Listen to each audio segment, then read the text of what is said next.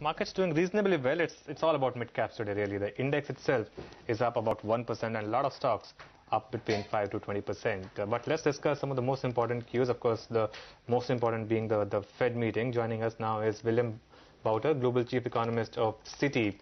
Willem, hi, good morning. First up, is there a rate hike on Thursday? No, I think I would be extremely cautious since the global environment is clearly deteriorating. Global growth is slowing down. This will impact on the US, and while it's not a crucial decision, I mean, we're talking about 25 basis points plus or minus, I think this is not the time to engage in any interest rate heroics. I would wait to see whether the slowdown in external demand continues. If it doesn't, if the world economy picks up again, that will be a good time to begin the rate hikes. Okay. What about global growth? Is that worrying you? After all, the last GDP number from the US was a good 3.7%. Which part of the world economy is then making you worry a little bit?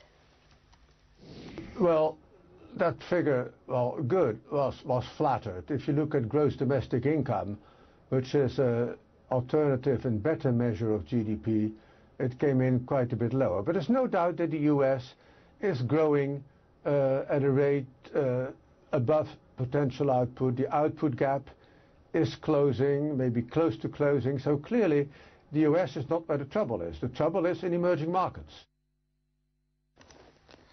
Okay, China's slowdown has hurt commodity producing countries and its trading partners. Have you lately cut your growth estimates for emerging economies or for China? Yes, indeed. As regards China, of course, the official figures have to be taken with a very large pinch of salt. Our version of this so-called Li Keqiang index gives only 3.4% annual growth as opposed to the 7% official. You have to make some correction for the growth of the service sector, so say 4 is about it. And that's low, and it's falling. So on both counts, there's trouble. And of course, Brazil and Russia are already in recession. Okay, fair enough. What about commodity prices? They've been falling continuously for over 15 months now. Do they adequately reflect the bad news, or do you see them fall further? I expect that if my prediction of a further global growth slowdown centered on emerging markets is correct, there will be further declines in commodity prices generally, and especially in oil, gas and hard commodities. Yes, we're not at the end yet. Okay, in that case, where do you think smart money can invest? Well, I'm an economist. I don't deal with smart money. But this is clearly a time that you have to be defensive. Expect that earnings growth forecasts are going to be scaled back, and that also, since sooner or later the US is likely to raise rates, that we're going to have further weakness in emerging market currencies and probably some increase at the short end of advanced economy rates and some further flattening of the yield curve. Okay, fair enough. That point is taken now, William, but just wanted to in fact focus on the fact that we agree that your focus is not finding investment areas, but just wanted to broadly figure out if you know, fixed income would be a place to be at all. In that sense, what's your take on the Fed hike? Does it even come in December? Well, I think it is a very close call. It could even happen on the 17th this month. From an economic perspective, it really doesn't make a heck of a lot of difference. I mean, clearly people in the markets are taking big positions on it, and there's a lot of money to be made and lost. But macroeconomically, if we get an increase now or in December, it will be accompanied by very mild and very dovish mood music. If they postpone until next year, they'll talk a bit more firmly. Either way, we're not going to see rates rising fast and to a high level. So it's going to be slow and to a low level. And that is the thing that is important from a point of view of the real economy. Okay, I'm not sure how closely you look at India, but if you do, what's your call on Indian market or Indian economy rather? Absolutely, I think that India is probably the least adversely affected country by the kind of global slowdown in other emerging markets. There's no significant domestic demand weakness, and of course India is a big beneficiary from weakness in hard commodity prices. It's a big oil importer, and so it's actually a beneficiary there. Clearly, if the growth of world trade goes down, India will be affected by that as well. But I think of all emerging markets, India, as you said, is likely to be the least adversely affected. Okay.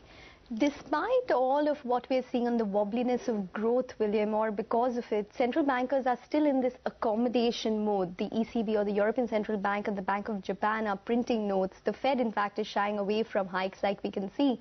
Do you think that this will keep the appetite for risk assets intact? Clearly, there's no shortage of liquidity in the markets generally.